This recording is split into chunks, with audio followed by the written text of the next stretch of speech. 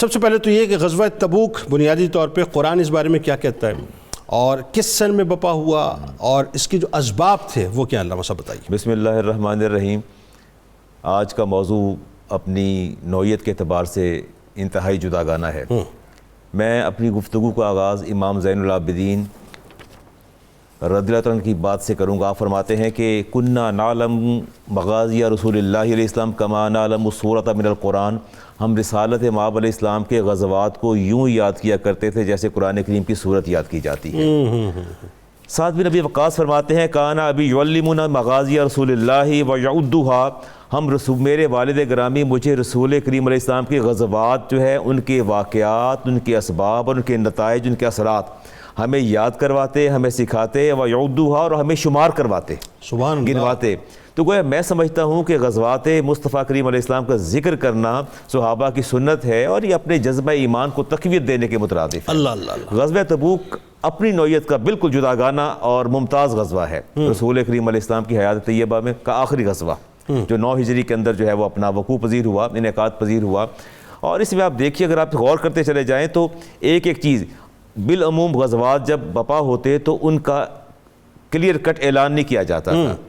ان کو کنایتاً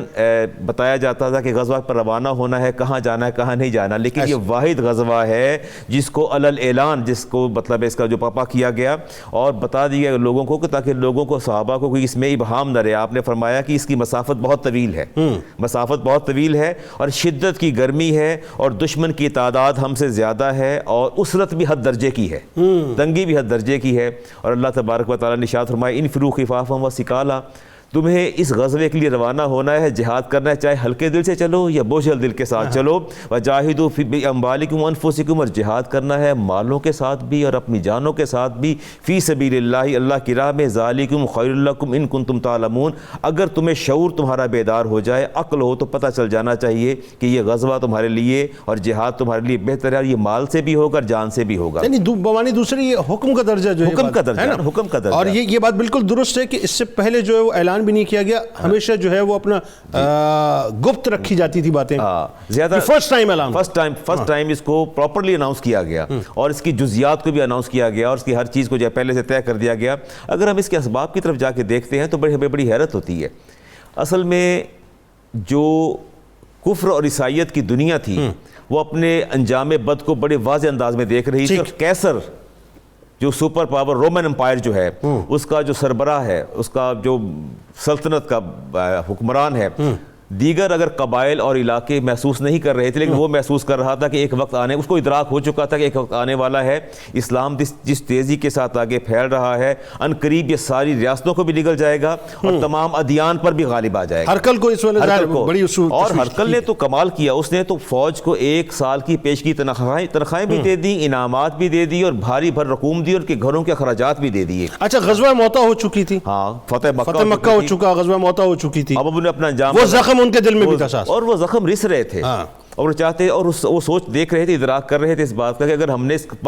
بر وقت اس کا بندوبست نہ کیا تو ہمیں خطرہ ہے کہ اسلام جو ہے وہ ہمیں نگل جائے گا، کھا جائے گا اور غالب آ جائے گا۔ اور اس کے اگر آپ اس کا اسباب دیکھیے تو اس کا پہلا سبب تو یہ تھا کہ جتنے ان کے ویسٹڈ انٹرسٹ تھے، رومن امپائر کے ویسٹڈ انٹرسٹ تھے، تمام تجارتی قافلے جو تھے سرزمین عرب سے ہو کے جاتے تھے، اور اگر اسلام جہاں تسلط تھا، غلبہ اسلام کو ہو رہا تھا، وہاں سے ان کے قافلے نہیں گزر سکتے تھے۔ دوسرا، رومیوں کے جتنے بھی عرب کے شمال میں خیر خواہ قبائل موجود تھے جو ان کو فیسیلیٹیٹ کرتے تھے، انہیں اندیشہ تھا کہ یہ ہمیں روکیں گے اور ہمارے قافلے رک جائیں گے۔ اور سب سے جو میجر اس کا ایشو تھا وہ یہ تھا کہ رومن امپائر کا جو اسٹیٹ ریلیجن تھا دیٹ واز کرسچینٹی، وہ عیسائیت تھا۔ اگر رومن امپائر مغلوب ہوتی ہے اور اس کو شکست ہوتی ہے، اس پر اسلام کا غلبہ ہوتا ہے، تو اس کا مطلب ہے کرسچینٹی جب ڈکلائن کی طرف جاتی ہے۔ اچھا، یہ بھی ہوتا نا کہ جو عرب قبائل جو کہ عیسائیت جنہوں نے قبول کی تھی وہ بھی ساتھ ساتھ مل گئے تھے، وہ بھی ساتھ مل گئے، حسانی قبائل بھی ساتھ ساتھ مل گئے، وہ پوری ایک فورس بن گئی، پوری فورس بن گئی اور یہ پیش قدمی کر رہے تھے، اور اگر یہ بر وقت نہ روکا جاتا تو یقیناً اسلام کو نقصان پہنچانے کے مترادف تھا۔ تو رسالت مآب علیہ السلام کی اسٹریٹجی اتنی زبردست تھی اور آپ کی جنگی حکمت عملی کہ آپ نے اس میں بالعموم عام طور پہ دفاعی غزوات ہوئے، لیکن اس کے اندر جو تھا اقدامی غزوہ تھا تاکہ ان کی پیش قدمی کو روکا جا سکے اور روکنے کے بعد اسلام جو ہے اس کو تقویت دی جا سکے۔ اچھا، آخر میں قرآن کا حوالہ تھا کہ بات آگے بڑھاتے ہیں، وہ میں نے کیا نا، قرآن کریم میں اللہ فرماتا ہے انفروا خفافا وثقالا وجاہدوا فی سبیل باموالکم وانفسکم، کہ تم نے مالوں سے بھی جہاد کرنا ہے، اور مالوں کا جہاد جو اس میں اس جہاد غزوہ میں نظر آتا ہے، کسی اور غزوہ میں نظر نہیں آتا.